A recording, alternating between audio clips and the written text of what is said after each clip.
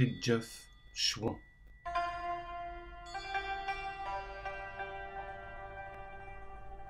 Logique et transcendance.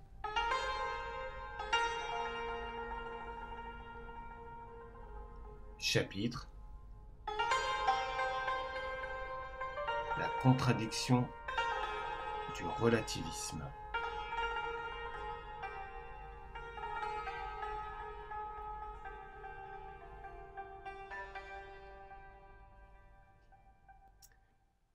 Le relativisme réduit tout élément d'absoluité à la relativité, en faisant une exception parfaitement illogique avec cette réduction même. Il consiste en somme à déclarer qu'il est vrai qu'il n'y a pas de vérité, ou qu'il est absolument vrai qu'il n'y a que du relativement vrai. Autant dire qu'il n'y a pas de langage, ou écrire qu'il n'y a pas d'écriture. Bref, toute idée se trouve réduite à une relativité soit psychologique, soit historique, soit sociale. L'assertion s'annule du fait qu'elle se présente elle-même comme une relativité psychologique, historique ou sociale, et ainsi de suite. L'assertion s'annule si elle est vraie, et en s'annulant logiquement, prouve qu'elle est fausse. Son absurdité initiale, c'est la prétention implicite d'être seul à sortir, comme par enchantement, d'une relativité déclarée seule possible. L'axiome du relativisme est qu'on ne peut jamais sortir du subjectivisme humain.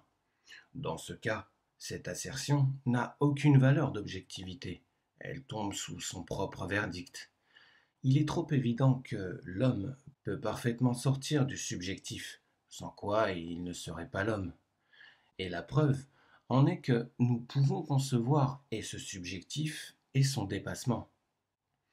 Pour l'homme, totalement enfermé dans sa subjectivité, celle-ci ne serait même pas concevable. L'animal vit sa subjectivité, mais ne la conçoit pas, puisqu'il n'a pas comme l'homme le don de l'objectivité. Le relativisme social ne demandera pas s'il est vrai que 2 et 2 font 4. Il demandera de quel milieu vient celui qui l'affirme, toujours sans se rendre compte que, si le milieu détermine la pensée et prime la vérité, il le fait dans tous les cas, c'est-à-dire que tout milieu détermine la pensée, et toute pensée est déterminée par un milieu. Si l'on nous objectait que tel milieu particulier favorise la perception de la vérité, nous pourrions aisément retourner l'argument en nous référant à une autre hiérarchie des valeurs, ce qui prouve que le dit argument n'est qu'une pétition de principe, ou dans le meilleur des cas, qu'un calcul de probabilité sans aucune portée concrète. De même pour le relativisme historique, du moment que toute pensée humaine a forcément lieu à un moment donné, non quant au contenu, mais quant au processus mental. Toute pensée n'aurait qu'une valeur relative, elle serait désuète et dépassée dès sa naissance. Ce ne serait donc plus la peine de penser, puisque l'homme ne peut sortir de la durée.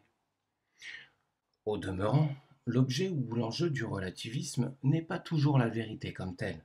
Il peut être n'importe quelle expression ou modalité de celle-ci, les valeurs morales et esthétiques notamment. On peut réduire toute rectitude à un facteur contingent et plus ou moins insignifiant et ouvrir ainsi la porte à toutes les assimilations abusives, à toutes les dégradations et à toutes les impostures. Le relativisme appliqué aux faits traditionnels est somme toute l'erreur de confondre des éléments statiques avec des éléments dynamiques. On parle d'époque ou de style, et on oublie que ce dont il s'agit est la manifestation de données objectives et stables, donc définitives à leur manière. Dans la croissance d'un arbre, telle phase correspond de toute évidence à tel moment de la durée. N'empêche que le tronc est le tronc, que les branches sont des branches, et les fruits les fruits.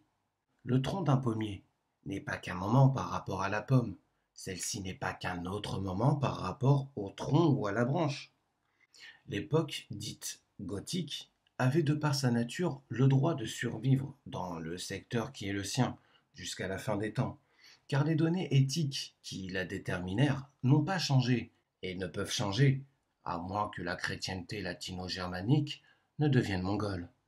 La civilisation gothique ou romano-gothique n'a pas été dépassée par l'évolution, elle n'a pas cessé d'être en se transmuant. Elle a été assassinée par une force extra-chrétienne, le néopaganisme de la Renaissance. Quoi qu'il en soit, l'un des traits marquants du XXe siècle est la confusion devenue habituelle entre l'évolution et la déchéance. Il n'est aucune déchéance, aucun amoindrissement, aucune falsification qu'on excuse à l'aide de l'argument relativiste d'évolution en le renforçant par des assimilations les plus abusives et les plus erronées. C'est ainsi que le relativisme, savamment infusé dans l'opinion publique, d'une part, ouvre la porte à toutes les corruptions, et d'autre part, veille à ce qu'aucune saine réaction ne puisse freiner cette glissade vers le bas. Alors que les erreurs tendent à nier l'intelligence objective et intrinsèque, se détruisent elles-mêmes, en postulant une thèse qui est démentie par l'existence même du postulat. Le fait qu'il y ait des erreurs ne prouve pas une faillibilité inévitable de l'intelligence, car l'erreur ne dérive pas de l'intelligence comme telle, elle est au moins un phénomène privatif qui fait dévier l'activité de l'intelligence en fonction d'un élément de passion ou de cécité, sans pouvoir infirmer la nature même de la faculté cognitive. Un exemple patent de la contradiction classique dont il s'agit ici, et qui caractérise largement toute la pensée moderne, nous est fourni par l'existentialisme, lequel postule une définition du monde qui est impossible, si lui-même est possible. Car de deux choses l'une, ou bien la connaissance objective, donc absolue en son genre, est possible, et alors elle prouve que l'existentialisme est faux, ou bien l'existentialisme est vrai, mais alors sa promulgation est impossible, puisqu'il n'y a dans l'univers existentialiste aucune place pour une intellection objective et stable. Si tout ce qui est humain à un titre quelconque a des raisons purement psychologiques, on peut et on doit tout expliquer par la psychologie, d'où la psychologie des religions et la critique prétendument psychologique des textes. Dans tous les cas de ce genre, nous assistons à des spéculations dans le vide, en l'absence des données objectives, indispensables, mais inaccessibles aux méthodes d'investigation arbitrairement définies, comme normales ou abusivement étendues à tout savoir possible. Sur le terrain glissant du psychologisme, la logique du critiquisme kantien est somme toute dépassée. C'est-à-dire que la critique prend ici volontiers l'allure d'une analyse, ce qui est symptomatique, car la notion de critique est sans doute encore trop intellectuelle pour convenir à ces démolisseurs qu'entendent être les psychologistes, qui, du reste, réduisent volontiers la métaphysique ou même la simple logique à des questions de grammaire.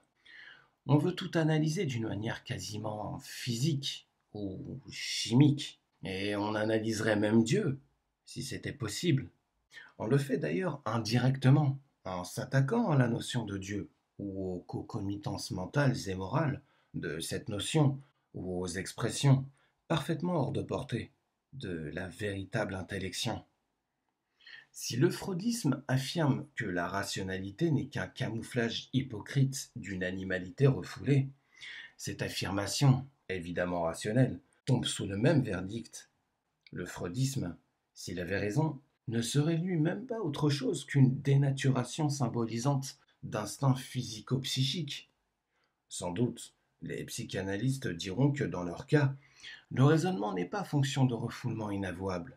Mais nous ne voyons pas du tout, premièrement, en vertu de quoi cette exception serait admissible sur la base de leur propre doctrine, et deuxièmement, pourquoi cette loi d'exception ne jouerait qu'en leur faveur, et non en faveur des doctrines spirituelles, qu'ils rejettent haineusement, et avec un révoltant manque de sens des proportions.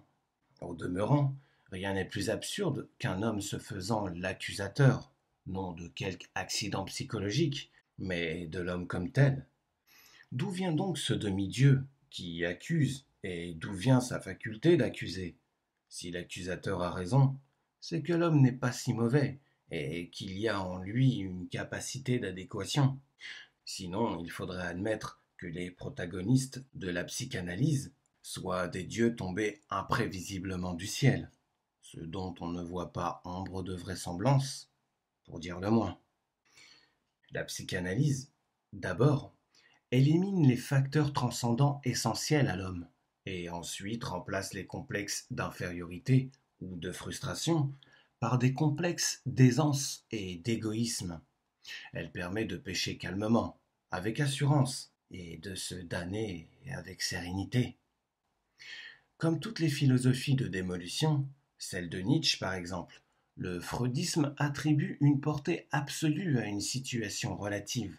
Comme toute la pensée moderne, il ne serait que tomber d'un extrême à l'autre, incapable qu'il est de se rendre compte que la vérité et la solution se trouvent dans la mesure la plus profonde de l'homme, dans les religions et les sagesses traditionnelles, sont précisément les porte-paroles, les conservatrices et les garantes. En fait, la mentalité créée et diffusée par le psychanalysme consiste à refuser le dialogue logique ou intellectuel, seul digne d'être humain, et à répondre par le biais de conjectures insolentes. On ne cherche plus à savoir si l'interlocuteur a raison ou non. On demande qui étaient ses parents ou quelle était sa pression sanguine, pour nous borner à des exemples symboliques et encore assez anodins. Comme si de tels arguments ne pouvaient pas se retourner aisément contre leurs auteurs, ou comme si, en changeant même d'argument, il n'était pas facile de répondre à une analyse par une autre analyse. Les pseudo-critères de l'analyse sont de préférence psychologique ou sociologique, conformément à la manie de l'époque. Il ne serait pas difficile de trouver des contre-critères et de faire l'analyse sérieuse de l'analyse imaginaire. Si l'homme est un hypocrite, de deux choses l'une, ou bien il l'est foncièrement, et alors aucun homme ne peut le constater sans sortir miraculeusement ou divinement de la nature humaine, ou bien l'homme n'est qu'accidentellement et relativement hypocrite, et alors il est inutile d'attendre la psychanalyse pour s'en rendre compte, puisque la santé est plus fondamentalement dans la nature de l'homme que la maladie, et que, de ce fait, il y a toujours eu des hommes se rendant compte du mal et connaissant le remède. Ou encore, si l'homme est profondément malade, on ne voit pas pourquoi seule la psychanalyse aurait pu s'en rendre compte et pourquoi seule son explication, parfaitement arbitraire et en fait essentiellement perverse, serait la bonne. On peut évidemment mettre ce fait sur le compte de l'évolution, mais dans ce cas, il faut être aveugle, et pour les qualités de nos ancêtres, et pour les vices de nos contemporains, sans parler de l'impossibilité qu'il y a à démontrer, ou de l'absurdité qu'il y a à admettre, la possibilité d'une subite objectivité intellectuelle et morale dans un déroulement purement biologique et quantitatif. Car si un développement naturel aboutit à une intelligence réflexive, à une prise de conscience qui perçoit le développement en tant que tel, cet aboutissement sera une réalité sortant totalement de l'ordre de cette évolution, si bien qu'il n'y aura plus aucune commune mesure entre la prise de conscience et le mouvement tout contingent qui l'a précédé, et qui, de ce fait même, ne pouvait en aucun cas être la cause de la conscience dont il s'agit. Cet argument est d'ailleurs la négation même de l'évolutionnisme transformiste, donc de toute notion d'un homme chaînon ou d'un homme hasard, et par conséquent de toute mystique de matière génératrice, de biosphère, de noosphère, de point oméga. Note de bas de page.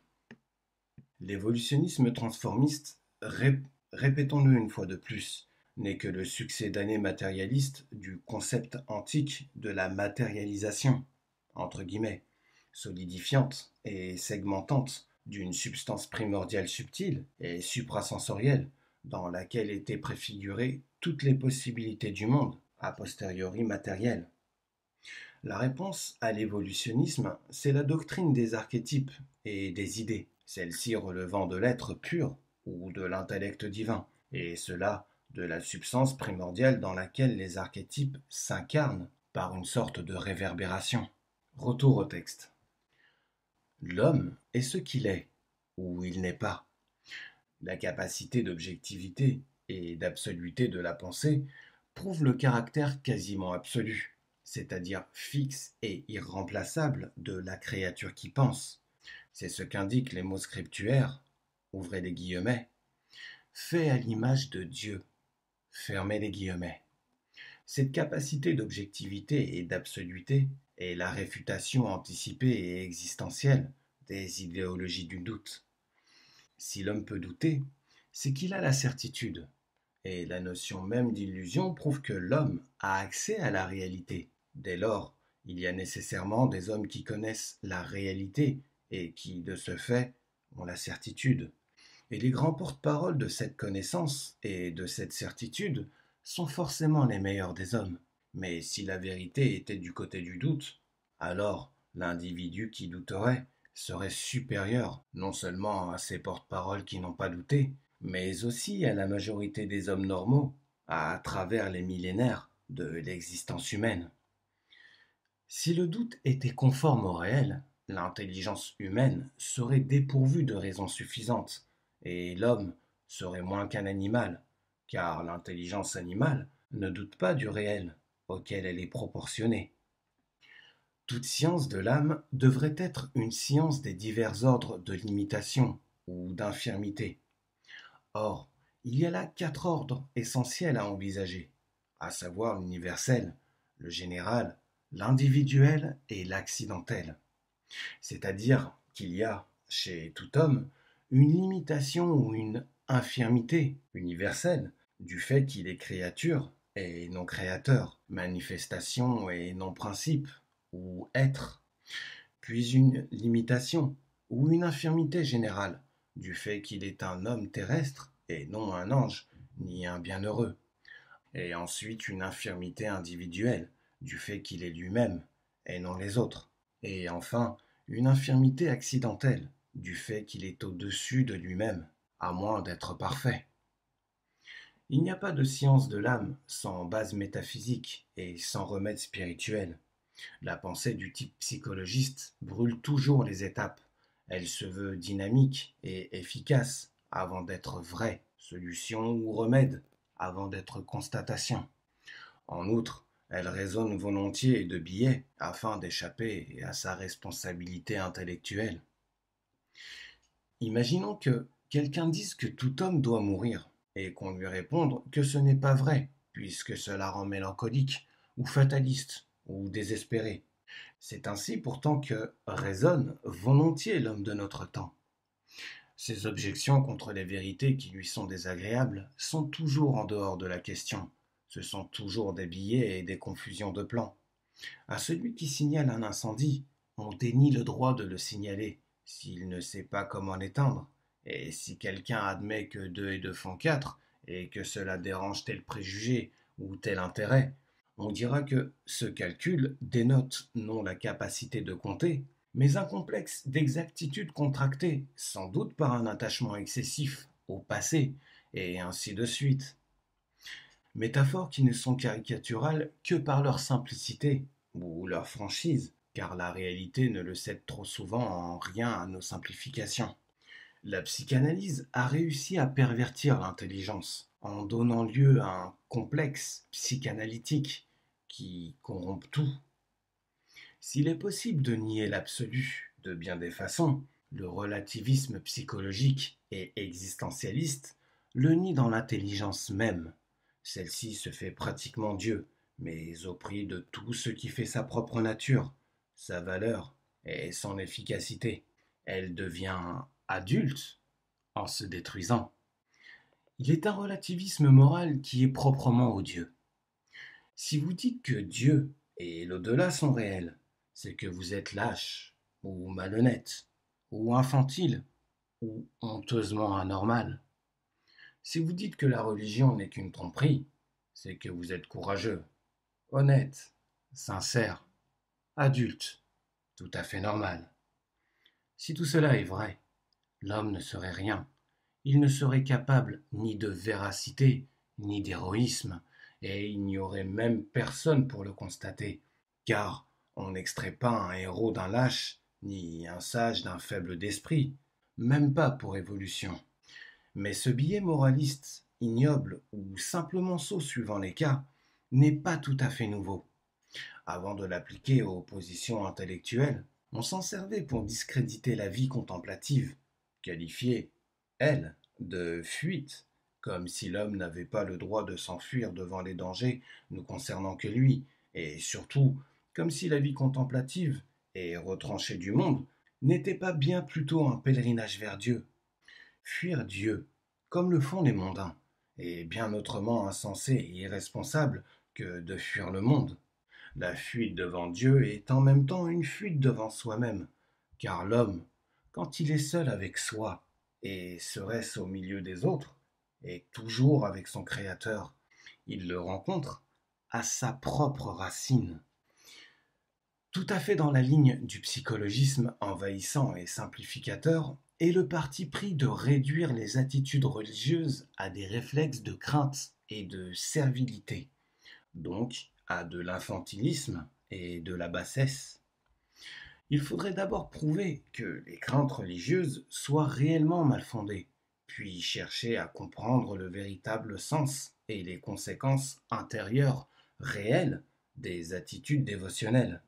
Note de bas de page. Dans cette association d'idées entre l'enfance et la crainte, on oublie du reste qu'il est des craintes qui sont propres à l'âge adulte, ou inversement, qu'il est des illusions de sécurité qui appartiennent à l'enfance. Retour au texte. Nous dirons tout d'abord que ce n'est pas un avilissement que de s'humilier devant l'absolu, et cela ni objectivement ni par conséquent subjectivement. Ensuite, il importe de répondre à la question de savoir qui se prosterne ou s'humilie. Ce n'est de toute évidence pas notre noyau transpersonnel, siège mystérieux de l'immanence divine. En réalité, il s'agit, pour l'être relatif, la créature, si l'on veut, de prendre conscience de sa dépendance ontologique à l'égard de l'être un dont il dérive et qu'il manifeste à sa façon. Cette prise de conscience prend accidentellement l'allure d'une humiliation en raison de la déchéance congénitale de l'homme, mais elle n'en est que plus réaliste.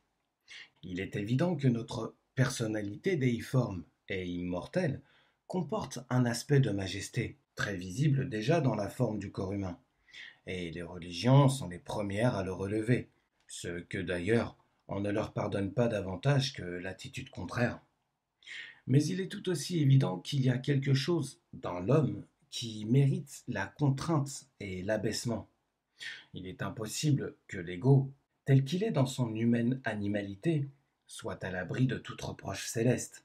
Le déséquilibre et le fragment doivent des comptes à l'équilibre et à la totalité, et non inversement.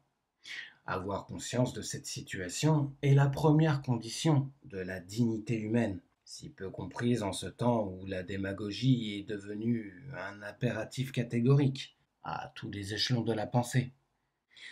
Le relativisme engendre l'esprit de révolte, et il en est en même temps le fruit.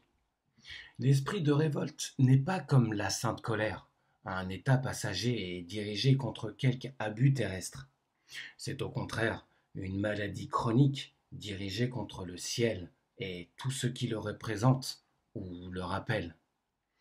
Quand Lao Tzu disait que, à la fin des temps, l'homme de bien paraît vil, il avait en vue cet esprit de révolte qui caractérise notre siècle.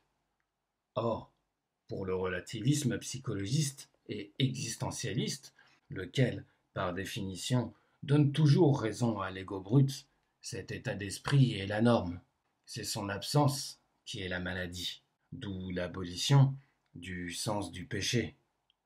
Le sens du péché est la conscience d'un équilibre qui dépasse notre vouloir personnel et qui, tout en nous blessant éventuellement, est finalement pour le bien de notre personnalité intégrale et de celui de la collectivité.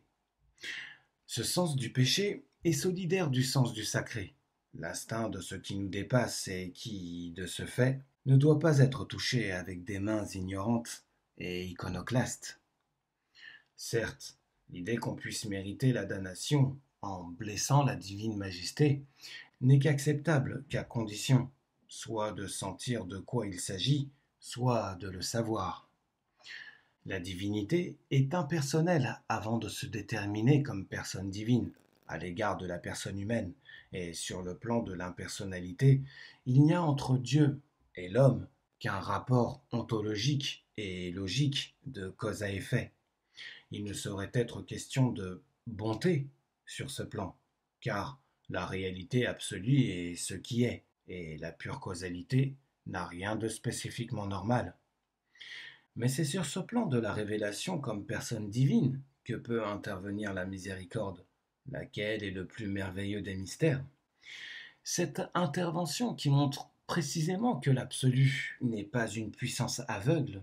Il est vrai que les hommes, dans leur paresse d'esprit et leur manque d'imagination, prescrivent volontiers une humilité sotte, mais ce n'est pas une raison de croire que Dieu l'exige et qu'il n'est pas possible de manifester intelligemment notre conscience de la causalité et de l'équilibre. Dieu préfère toutefois une humilité sotte à un orgueil intelligent, c'est-à-dire nourri d'abus de l'intelligence. L'homme, si indéniablement limité et dégradé, est la preuve par le contraire du prototype divin et de tout ce que celui-ci implique et détermine par rapport à l'homme. Ne pas admettre ce qui nous dépasse, ne pas vouloir se dépasser soi-même, c'est là, en fait, tout le programme du psychologisme, et c'est exactement le signalement de Lucifer. L'attitude inverse, ou plutôt primordiale, est normative. C'est ne penser qu'en fonction de ce qui nous dépasse, et vivre pour se dépasser. Chercher la grandeur là où elle est, et non sur le plan de l'individu et de sa petitesse révoltée. Pour rejoindre la vraie grandeur, l'homme doit tout d'abord consentir à payer la dette de sa petitesse et à être petit sur le plan où il ne peut pas ne pas l'être. Le sens de l'objectif, d'une part, et de l'absolu, d'autre part, ne va pas sans une certaine abnégation. Et c'est celle-ci, précisément, qui nous permet d'être pleinement fidèles à la vocation humaine.